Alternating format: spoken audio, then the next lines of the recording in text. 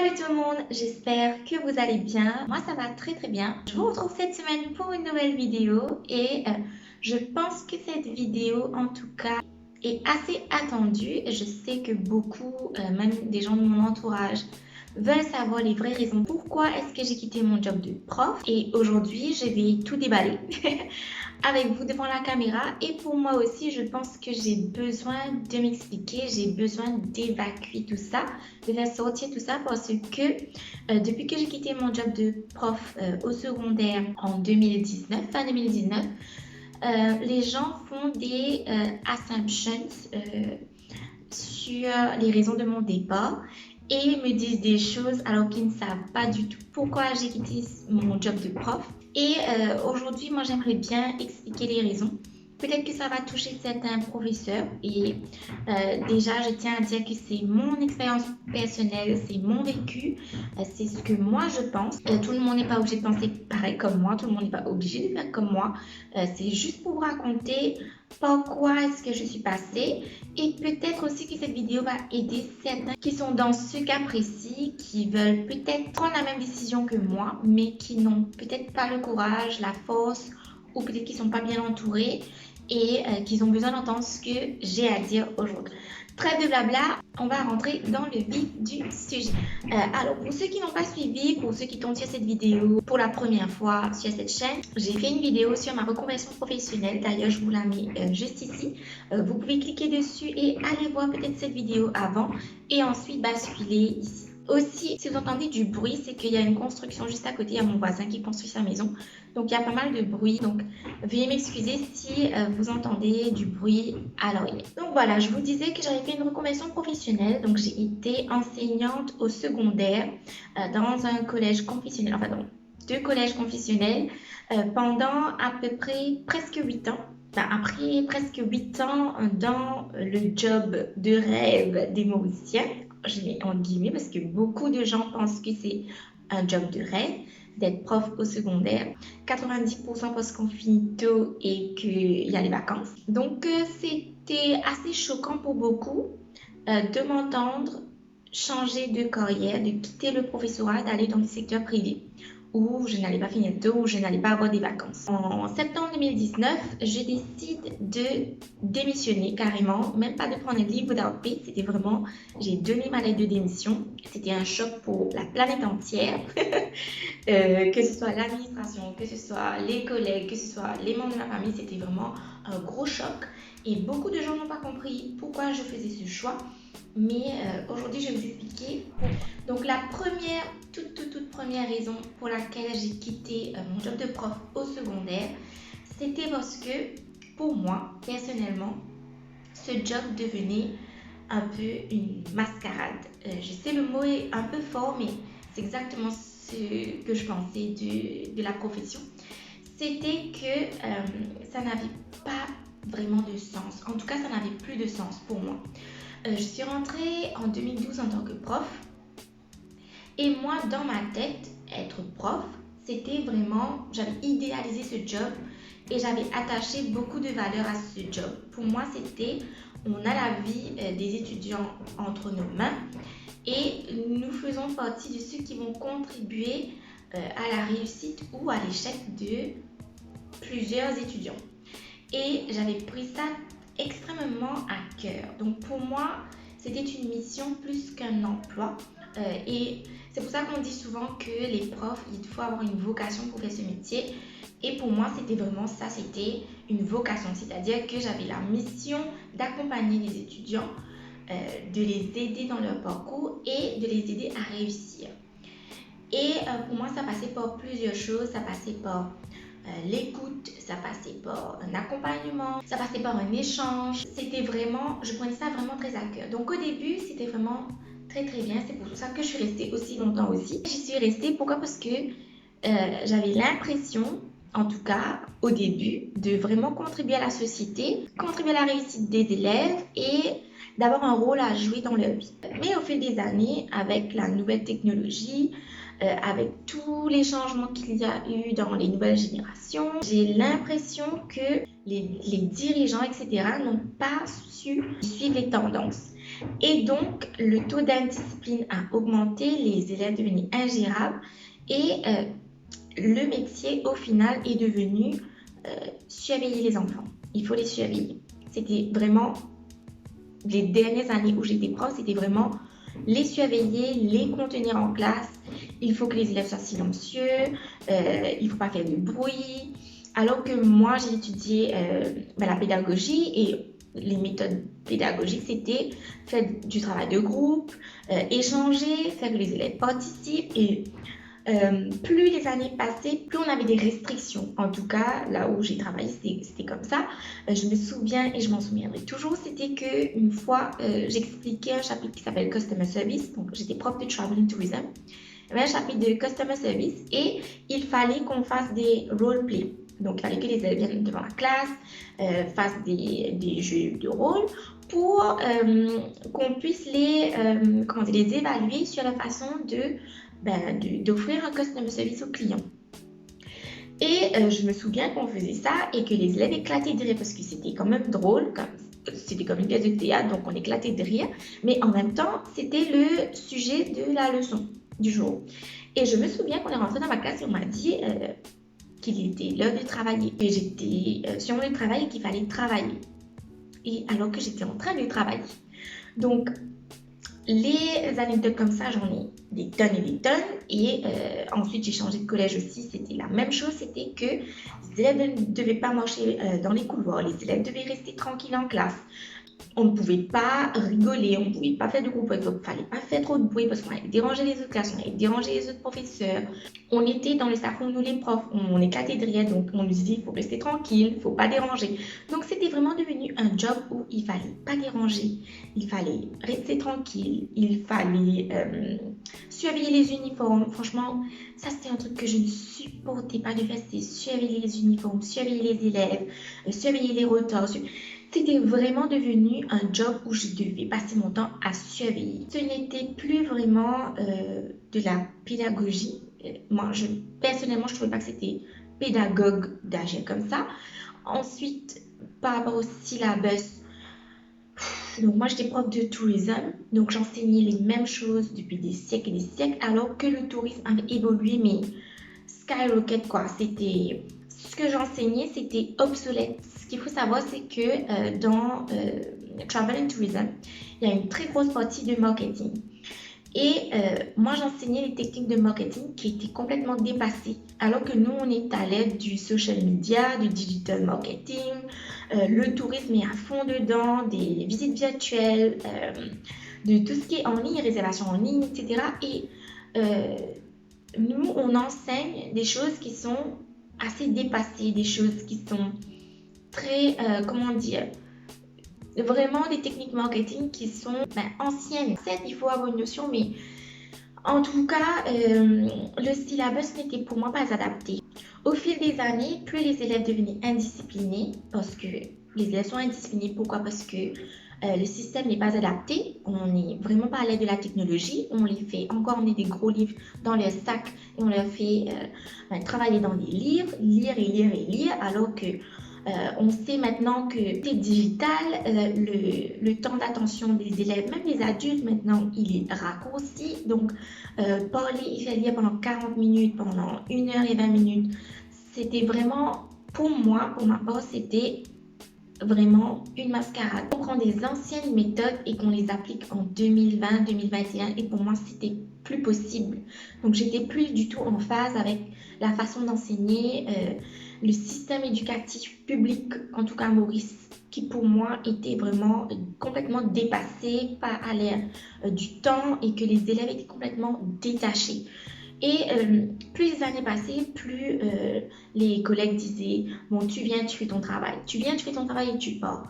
Il ne faut pas s'attacher aux élèves, et il ne faut pas s'attacher vraiment au travail, il ne faut pas s'attacher aux résultats, etc. » C'était « Viens, fais ton travail et pars. Si les élèves veulent t'écouter ou ne t'écoutent pas, c'est la même chose. À la fin du mois, tu es payé. » Donc, plus j'entendais ce discours, plus mon travail me dégoûtait.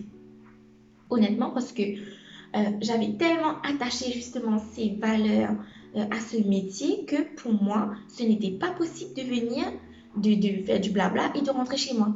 Donc, tous les après-midi, quand je rentrais chez moi, j'étais complètement démoralisée. J'étais fatiguée parce que j'avais passé une journée à crier, à contenir les élèves, à les faire respecter des règlements, etc. Et pour moi, ce n'était plus le job de prof. En tout cas, pas comme je l'avais imaginé. Ensuite, la deuxième raison qui est quand même une très bonne raison, je dirais, c'est que quand vous êtes prof, eh bien, en tout cas, là où j'ai travaillé, il n'y a pas de performance appraisal. Il n'y a pas de possibilité d'évolution parce qu'il n'y a pas de méritocratie. Il faut savoir que quand vous rentrez en tant que prof, vous n'êtes pas jugé sur votre façon de travailler, vos performances, vos résultats, vos certificats, etc., etc. Vous êtes promu uniquement en termes d'ancienneté. Et ça, je trouve que c'est un très très gros problème et c'est ce qui gangrène le système éducatif actuellement. C'est que quand vous rentrez dans le métier, une fois que vous avez votre degré, donc ça c'est votre passeport pour rentrer en tant que prof, ça s'arrête là. C'est mort, ça s'arrête là. Donc, tu as eu ton jackpot, tu as eu ton job et tu peux faire ce job toute ta vie sans être évalué, sans qu'il y ait une certaine compétition ou une certaine motivation, il n'y a rien de tout ça. Donc, ce qui se passe, c'est que quand vous êtes promu par ancienneté, si j'ai un ou une collègue qui a pris le job 1 an avant moi, qui est dans le même département que moi, c'est-à-dire l'année dernière, il est rentré en tant que prof et moi, cette année, j'étais engagée. Donc, c'est lui ou elle qui va être chef de département. Et ce, jusqu'à sa retraite.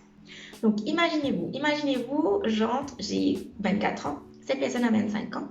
Cette personne va prendre sa retraite à 65 ans, donc je serai promue, moi, à l'âge de 64 ans. Imaginez-vous, vous rentrez dans un job et vous savez que vous ne serez jamais promu, ou que vous serez promu quand vous irez presque à la retraite, que vous n'avez aucune perspective d'évolution, parce que une fois que vous êtes rentré prof, bien, vous allez rester prof, et que ça va durer pendant des années et des années. Donc moi, je savais déjà que j'allais être promue à l'âge de, je pense, 60 ans. Donc, je m'étais fait à l'idée que j'allais être prof toute ma vie, que j'allais rester là où je suis, j'allais faire cette même chose, ces mêmes tâches jusqu'à ma retraite. Et d'ailleurs, si je vis jusque-là.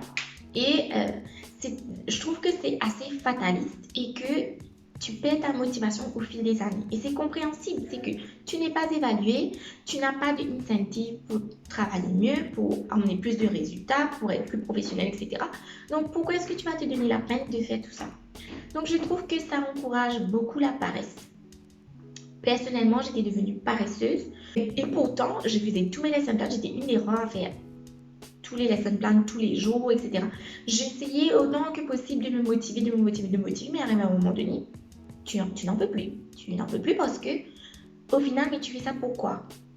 Donc, ça se rajoute à l'histoire de mascarade. C'est que, quelle est ta motivation au final? Si ton job, c'est de venir de surveiller les élèves, de les interdire de faire ça, de les interdire de faire ça, de crier toute la journée, de voir que ça n'avance pas, que le taux général d'échec ne fait qu'augmenter, que le système ne veut pas évoluer et en plus de ça, tu n'as aucune perspective d'évolution, tu n'as aucun performance appraisal et qu'on te laisse faire au petit bonheur, quoi. Donc, ça devenait vraiment pour moi, je me réveillais le matin, je disais à mon mari, je me réveille le matin et je vais travailler, je ne sais pas pourquoi je vais travailler. Pourquoi est-ce que je vais travailler? Est-ce qu'à la fin de la journée, vraiment, est-ce que j'aurais apporté quelque chose à mes élèves? Est-ce qu'à la fin de la journée, est-ce que je serais bien avec ma conscience? Donc tout ça, c'était beaucoup de questionnements pour moi et je trouvais que c'était vraiment pas correct. Troisième raison pour laquelle j'ai quitté ce job, c'est que moi, je suis rentrée dans le professorat pour faire un master parce que justement, il y avait les vacances et on finissait tout. Pour moi, c'était le seul job où j'aurais eu le temps d'aller apprendre, de vraiment m'impliquer, etc. Donc, j'ai pu le faire et terminer j'ai eu mon certificat en 2017, janvier 2017. Donc, toute contente. Pour moi, c'était l'accomplissement de toute ma vie. J'étais super contente. Je me suis dit, ok, j'ai mon master et j'ai fait un master en business. Et moi, je voulais enseigner business studies parce que c'était vraiment ma passion, entrepreneurship, etc.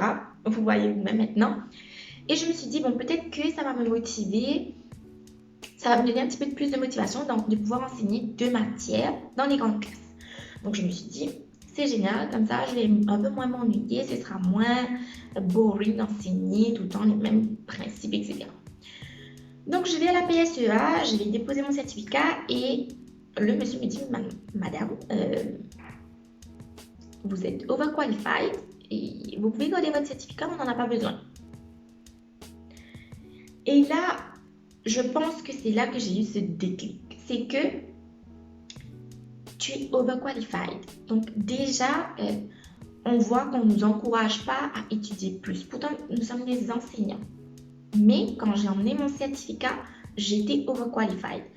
Et j'ai demandé, mais comme j'ai un master en business, est-ce que je peux enseigner? Parce que moi, je voulais pas une augmentation ou quoi que ce soit. Je voulais pouvoir enseigner un nouveau sujet. Et j'étais compétente pour le faire, logiquement. Et en plus de ça, j'avais fait une spécialisation en marketing. Donc, pour moi, c'était vraiment, j'étais faite pour enseigner ce sujet. J'étais passionnée par ça. Et il me dit que non. Que si je veux enseigner business studies, il faut que je retourne faire un degré. Alors que j'ai un master. Et pour moi, je comprenais pas du tout la logique. Je sais pas. Pour moi, ça a été vraiment, c'est là où j'ai eu le déclic. Et là, je me suis dit, wow. J'ai fait 2 ans d'études additionnelles. J'ai payé plus de 200 000 roupies pour faire ces études. Et ça me sert strictement à rien du tout. Je ne peux pas enseigner cette matière. Je ne peux pas avoir une augmentation. Je ne pourrais pas être promue. Rien du tout. Donc, pour moi, c'était perdre 2 ans de ma vie si je restais prof, en toute honnêteté. Et là, c'est là où vraiment, ça a été la pente descendante à partir de là pour moi parce que ça n'avait plus de sens. Ça n'avait plus de sens. J'avais l'impression d'être bloquée quelque part où on ne me laissait pas évoluer, où on ne me laissait pas être qui j'étais. Finalement, je me suis dit, Emmanuelle, tu as ta réponse, c'est que tu ne peux plus être dans le professorat, en tout cas dans le secondaire. C'est bon, t'as fait le tour. C'est ce que je disais à mes élèves, je me souviens, et elles regardent régulièrement mes vidéos, et d'ailleurs je les embrasse, elles savent qui elles sont. Quand elles étaient un peu, je leur avais dit, vous savez les filles, je pense que c'est ma dernière année ensemble avec vous. Ça faisait 7 ans que j'étais prof, et je leur avais dit, voilà, j'ai fait un cycle avec vous, comme vous avez fait le cycle secondaire pendant 7 ans, moi aussi j'ai fait le cycle secondaire. Et que je pense pas que je vais tenir encore plus longtemps. J'ai d'autres envies, j'ai d'autres ambitions. Et je pense que vous êtes le dernier batch avec lequel je vais travailler. Et c'était pas faux, c'était en 2018. Et en 2019, j'ai pas fini l'année avec les élèves avec lesquels j'étais. Je suis partie en même temps qu'elle finalement. Maintenant, je vais me donner un feedback 2 ans plus tard, après mon départ. Ça va faire bientôt 2 ans. D'ailleurs, le temps est passé extrêmement vite. J'ai encore l'impression que ça fait quelques mois que je suis partie. Mais c'était le meilleur choix que j'ai fait de ma vie. Ça a été très dur. Franchement, ça a été extrêmement compliqué. Je pense que j'ai fait une vidéo là-dessus sur comment ça s'est passé après. Ça a été très très dur. J'ai eu beaucoup de moments de doute. Et beaucoup de moments de doute. Pourquoi? Parce que les autres me mettaient ce doute. Parce que eux, ils avaient des doutes. Donc ça, c'était assez dur parce que tout mon entourage me mettait des doutes dans la tête et j'ai eu beaucoup de chance d'avoir un mari qui était très fort, très solide, tout le temps avoir le même discours avec moi et à m'encourager. Vraiment m'encourager, mais dans toutes les situations. Et je pense que sans lui, je serais retournée travailler en tant que prof. Et maintenant que... Bon, c'est passé très très vite, j'ai été dans le secteur privé, maintenant je suis entrepreneur, je travaille à mon propre compte, j'ai lancé mon entreprise, etc. Ça a été extrêmement rapide tout ça, mais je suis là où je devais être. Je continue à enseigner, j'enseigne maintenant à des adultes, à des entrepreneurs, je donne des formations, des cours, des coachings individuels ou en groupe. Et maintenant, je me sens vraiment à ma place parce que j'enseigne de la manière dont j'ai envie. Et je pense que c'était ma destinée. C'est que je devais être prof, je devais apprendre le métier, je devais faire des études en éducation, en pédagogie, etc. pour être là aujourd'hui, pour pouvoir enseigner à des adultes, pour pouvoir enseigner à des entrepreneurs et pour pouvoir contribuer à la société d'une autre manière. Et pour justement faire cette chaîne YouTube et vous éduquer sur les finances, sur l'entrepreneuriat, etc. Donc, je pense que c'était une expérience à vivre, c'était une très belle expérience. Pendant les 5 premières années, c'était incroyable, vraiment incroyable. Et je ne regrette pas du tout d'avoir fait ce métier parce que c'est grâce à ça que je suis là aujourd'hui. Mais ce n'était plus ma place, tout simplement. Là, on est arrivé à la fin de cette vidéo. J'espère qu'elle vous a plu. J'espère que ça a aidé certaines personnes à réaliser certaines choses. Et je pense aussi que certainement ça a conforté beaucoup de gens qui sont dans le métier, qu'ils sont bien à leur place. Parce que ça, c'est mon ressenti personnel. C'est pourquoi j'ai quitté le job de prof. Mais tout le monde n'est pas pareil. Tout le monde ne pense pas la même chose. Tout le monde n'a pas les mêmes envies, les mêmes ambitions, les mêmes rêves. Donc, chacun fait comme il le sent. J'espère que ça a clôturé, voilà, toutes les questions que tout le monde peut se poser et que maintenant, je peux passer à autre chose et que j'avais envie aussi de mettre ce job derrière moi, clôturer, voilà, cet épisode de ma vie et de maintenant de passer à autre chose. Et je pense que cette vidéo était nécessaire pour moi pour passer à autre chose aussi et vous parler de tous mes nouveaux projets, de ce que je fais maintenant, de laisser le passé au passé. On se retrouve la semaine prochaine pour une nouvelle vidéo et on se retrouve sur Instagram pour des petites vidéos, des photos, etc. etc. D'ici là, je vous embrasse très très fort et je vous souhaite une très bonne fin de semaine et un bon week-end. À bientôt!